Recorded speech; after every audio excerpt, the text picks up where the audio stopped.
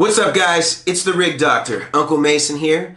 I'm really excited today to share with you this rig that I built that's for a buddy of mine named Brandon. And Brandon was in a famous Bay Area band in the late 90s and early 2000s.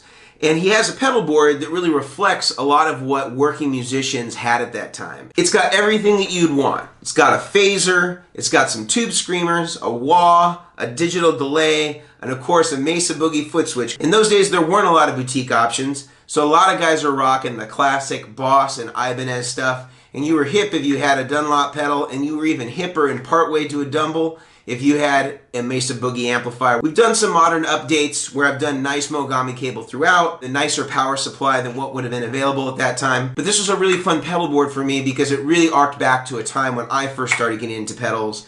And this was the type of stuff that most guys were using on their rigs. So to rebuild this and pay homage to the way that it was done back in the day was a real treat for me. Keep watching and find out how the whole thing turns out. My name is Mason Marangella. I build rigs for the industry's top professionals. Now I'm teaching guitarists how to build rigs like the pros with DIY tips, easy mods, and all the tricks of the trade. I am the Rig Doctor. So we're starting off here by just getting the pedal board laid out, getting the blue tape to signify where the cables are going to be routed so that I don't put anything in that place and just keep that protected. Putting on Velcro now and just making sure that I have everything in the appropriate place for the mating side that's going to go down on the pedal board. I'm hard mounting the wah into the board, and this is something that I try to do unless otherwise advised by the customer to make it really stable because there's so much force on a wah pedal. Having it mounted through the board just makes it really stable, and I put the rubber feet in between to give it a little cushion between the board surface and the top of the wah there, so it has a nice cushioned rubbery feel. Just going to be wrapping up here the rest of the Velcro and just getting all the pedals put down, making sure that they're all in the right position, and just doing the same technique that I've done in some of the other videos that I'll link here so that you can see a slowed down version of the same technique. I'm using fixed pedal board risers here, and these are ones that we've been using for several years, and they're really great for this application. You can route underneath them and they're incredibly stable. This is a Mesa Boogie foot switch for a stiletto, and I just wanted to make it so that this could be used as an interface on the output. So this is everything that goes to the amp.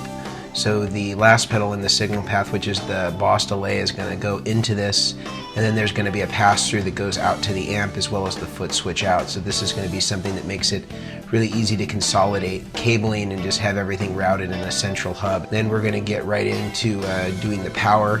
So this is just dressing all the power so that it goes into the power supply, and I like to do that first before I do any soldering, and just kind of solder it all there at the pump, so to speak, right where the power is actually coming into the power supply. And I'll remove the power supply so that I have the space to be able to solder all of these into the supply and just have all the lengths already pre-cut so that there's just a perfect symmetrical look once they all go in.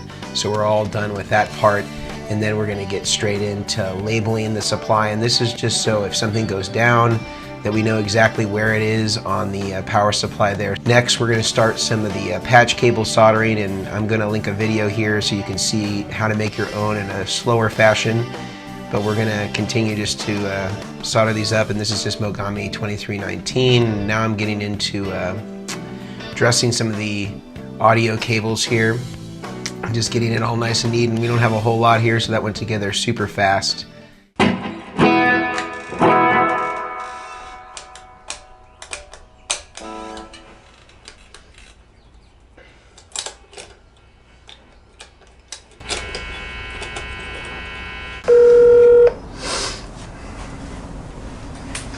Hey Mason, I'm just looking at your text. Okay, so yeah, whoever repaired the jack before did like a crazy job. It was like very, you know, unless it was like, you know, desert island type repair, that's kind of what it looked like.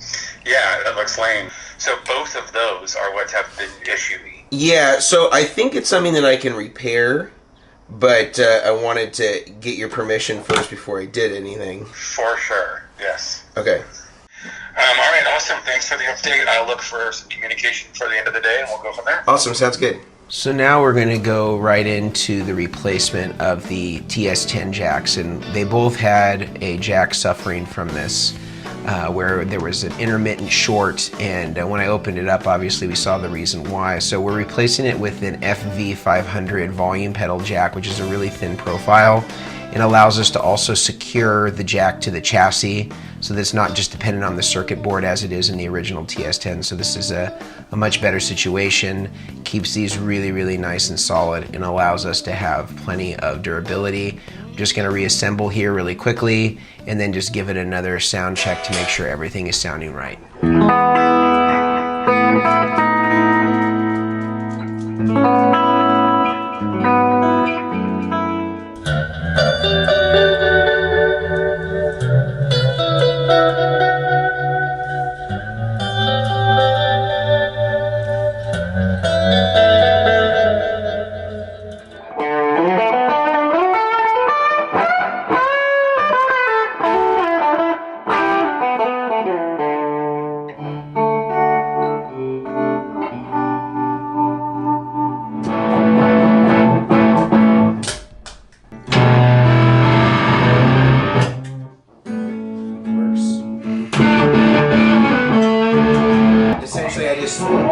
I drilled out this whole thing and moved this jack here, and then put these two jacks as pass through. So basically the delay comes into this and passes through over to this, Right. and then the foot switch is in the middle, so everything kind of comes off this side.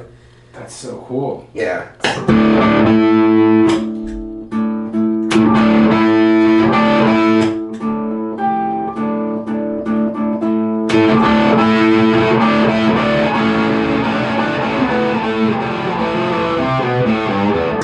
Do I switch this out, or can you? I can do this for you, yeah.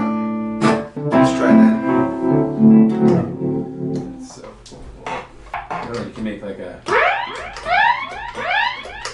Star Trek sounds. Right.